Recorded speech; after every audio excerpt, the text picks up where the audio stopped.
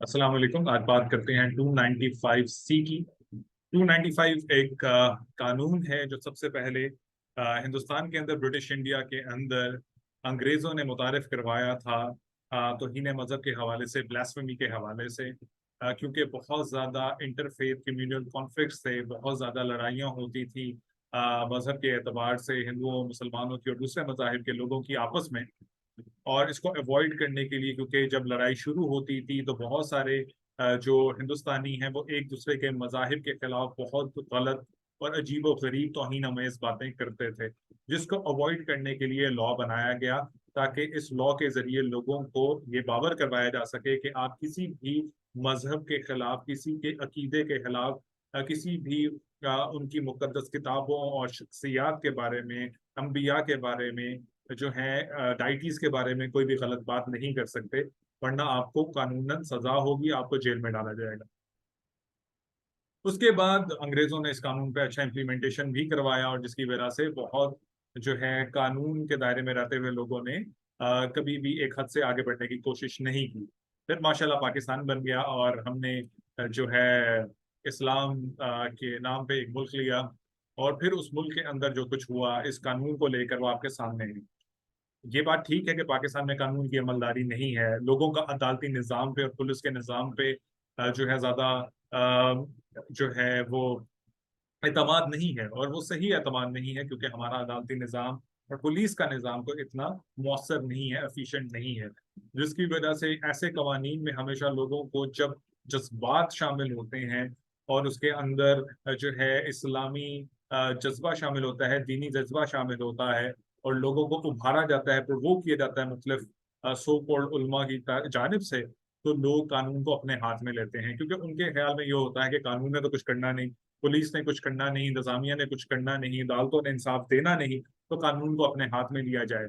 और इस तरह फिर इस कानून को जब अपने हाथ में मॉब ने लिया, तो मॉब जस्टिस का जो कल्चर आया, शाह सलमान तासीर से लेकर सियालकोट के वाक़े तक, मिसाल खान, वाक़यात भरे पड़े हैं। और अब जो हुआ यहाँ पर क्रिश्चियन कम्युनिटी के साथ, के दो लोगों पे ब्लास्फेमी का इल्जाम लगा, उनके ऊपर 295C का मुकदमा हो गया।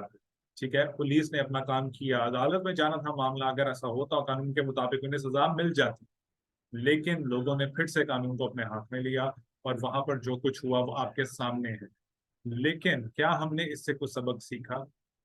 क्या हमने ये सबक सीखा? हमने तारीख से, पिछले एक्सपीरियंस से, वाकयात से कोई सबक सीखा? नहीं। मैं ऐसा क्यों कह रहा हूँ? क्योंकि आज मैं जब जुमे की नमाज पढ़ने गया मस्जिद में, तो मस्जिद के अंदर जो एक नया ब्लास्फेमी लॉ 2.0 आ चुका है पाकिस्तान के अंदर, जो लॉ माशाल्लाह, जो हमारे मेजॉरिटी मसलक की बचपन से ख्वाहिश थी कि किसी तरह ये लॉ इम्प्लीमेंट हो जाए, तो वो कौमी असम्बली तक पहुंच चुका है। मुझे आई एम नॉट श्योर कि कौमी असम्बली से या सेनेट से भी ये पास हुआ है या नहीं हुआ, लेकिन उन बेचारों की भी क्या मजाल, प्रेसिडेंट की भी क्या मजाल, और हमारे जस्टिस सिस्टम की क्या मजाल कि वो इस कानून को पास ना करें या उस पे उसके खिलाफ वोट दे दें, क्योंकि वो कानून है तौहीन सहाबा का कानून। अब तौहीन सहाबा का कानून सुनने में तो इट्स साउंड्स गुड, राइट, कि किसी को भी, और तौहीन अहले बैत का कानून, कि किसी को भी कोई इजाजत नहीं होनी चाहिए कि वो किसी भी सहाबी के बारे में कोई भी गलत बात करे। लेकिन लॉ तो ब्लास्फेमी का, तौहीन रसालत या तौहीन मजहब का, जो पहले से 295C का कानून है, वो भी तो यही कहता है। लेकिन आपके ख्याल में क्या जिन लोगों ने बाइबल चलाई थी और जिन्होंने चर्च चलाए हैं, क्या उनके ऊपर 295C लग सकता है? नहीं, क्योंकि अगर लग भी गया तो क्या वो पुलिस स्टेशन बचेगा? उस पुलिस स्टेशन के ऊपर क्या जो है आशिकाने इस्लाम उसके ऊपर हमला नहीं करेंगे? क्या वो जज बच जाएगा? और सोचेंगे वो जज खुद नॉन मुस्लिम हुआ। इस मुल्क के अंदर क्या दीवारों के ऊपर आपने लिखा हुआ नहीं पढ़ा कि पाकिस्तान में, हाँ, कश्मीर जो है करारदादे मजम्मत से नहीं, हिंदू की मरम्मत से आज़ाद होगा? तो क्या पाकिस्तान में हिंदू नहीं बसते? पाकिस्तान के वो लोग जो हिंदू हैं, सिंध में इतने ज्यादा लोग हैं, पंजाब से तो वैसे ही भागे सारे, क्या वो पाकिस्तानी नहीं है? क्या आप ये कभी सोच सकते हैं इंडिया की दीवारों के ऊपर ये लिखा हो कि पाकिस्तान की मजम्मत की जगह उन्होंने मुसलमान की मरम्मत लिखा हो? यहाँ पर अगर आप ये लिखेंगे कश्मीर करारदाद मजम्मत से नहीं, भारत की मरम्मत से आजाद होगा, मेक सेंस। लेकिन आप एक मजहब को टारगेट कर रहे हैं, और उस जमात के ऊपर या उन लोगों के ऊपर ये वॉल चॉकिंग करते हैं, उनके ऊपर भी 295C नहीं लगता। تو میجورٹی پھر مائٹ از رائٹ کرتی ہے.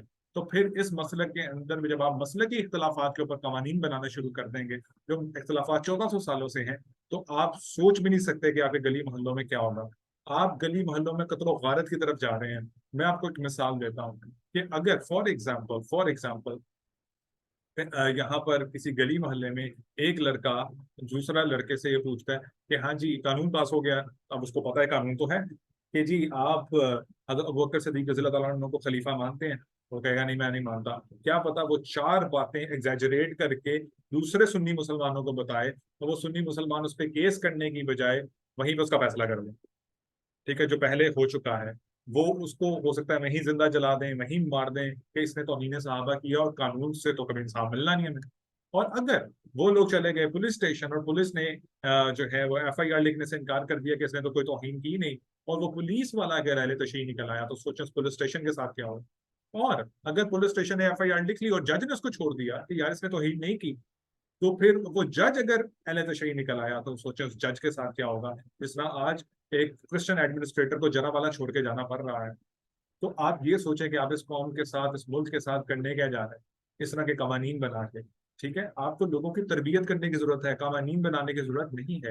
اور اسی طرح فار ایگزامپل اگر آپ، پہلی بات ہم لوگوں کو پتا بھی نہیں ہے، اہل تشیعوں کے ہاں ایک امامت کا کانسیپٹ ہے. وہ یہ کہتے ہیں کہ نبوت ختم ہوئی ہے، امامت ختم نہیں ہوئی.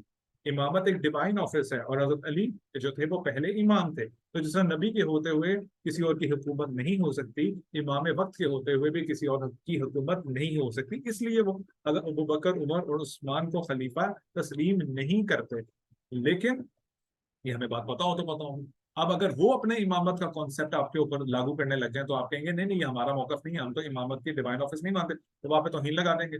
تو پھر یہاں پر اگر یہ سب کچھ شروع ہو گیا تو سوچیں بات کہاں جائے گی. اگر ایک اہل تشیع نے کسی سنی سے پوچھ لیا کہ تم کیا معصوم مانتے ہو حضرت علی کو، اور وہ کہ نہیں میں تو معصوم نہیں مانتا، وہ کہے وہ یہ حضرت علی کو گنہگار سمجھتا ہے، تو آپ کہیں نہیں نہیں میں نے گنہگار نہیں سمجھتا، میں تو صرف معصوم نہیں سمجھتا، کیونکہ اہل سنت کے ہاں معصومین کا کانسیپٹ نہیں ہے. تو وہ جو ہے اسی قانون کا یوز کر سکتا ہے. اور اگر جو ہے پولیس والا جو ہے وہ اس کا بھی کوئی نہ کوئی تو مسلک ہوگا، عدالت میں جج کا بھی تو کوئی مسلک ہوگا، اس نے کسی ایک فریق کی سائڈ لے لی تو پھر کیا ہوگا.